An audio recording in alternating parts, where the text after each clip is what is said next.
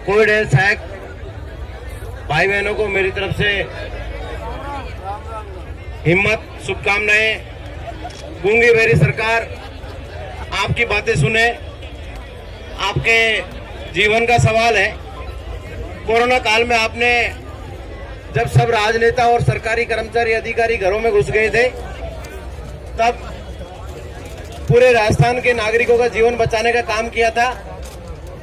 उस समय बहुत से ऐसे आपके साथी थे जिन्होंने इस डर से कि कहीं हमारा जीवन खत्म नहीं हो जाए, जीवन लीला खत्म नहीं हो जाए, तो सीएचए के रूप में ज्वाइनिंग करने को भी तैयार नहीं हुए थे।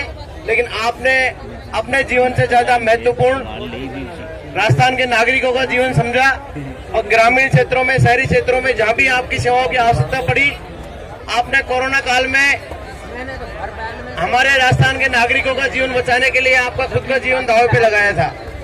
उस समय सरकार को आपकी सेवाओं की बहुत आवश्यकता थी। अगर उस समय आप अपनी चिकित्सा सेवाओं में मानवता नहीं अपनाते और कह देते कि हमें स्थायी रूप से पहले नौकरी चाहिए, उसके बाद हम ज्वाइन करेंगे, तो हो सकता है सरकार को मजबूरन आपके उसी दिन स्थायी नौकरी देनी पड़ती। लेकिन आप लोगों ने बड़ा मन किया, कोरोना काल में मानवता को समझा और अपनी भविष्य की चिंता नहीं करते हुए मानव जीवन को बचाने का कार्य किया। उस समय सरकार ने आपसे आग्रह किया था कि जो भी सीएचए लग रहे हैं उनके पुलिस वेरिफिकेशन कराया जाए, उनके डॉक्यूमेंट वेरिफिकेशन कराया जाए।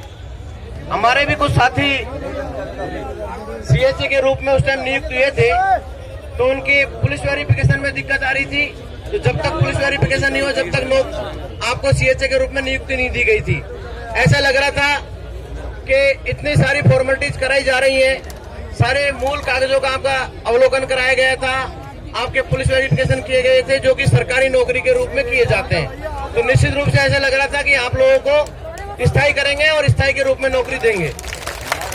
मुझे भी बड़ी खुशी हो रही थी कि हमारे जो बेरोजगार भाई बहन है, जो नर्सिंग किए हुए बैठे हैं, उनको अभी सीएचए के रूप में 5-10 महीने नौकरी करनी पड़ेगी।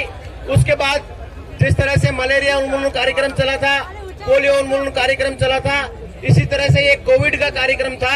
ये महामारी थी और मुझे लग रहा था इस महामारी में आपको धीरे धीरे विभिन्न पदों पर स्थायी रूप से नौकरी दी जाएगी।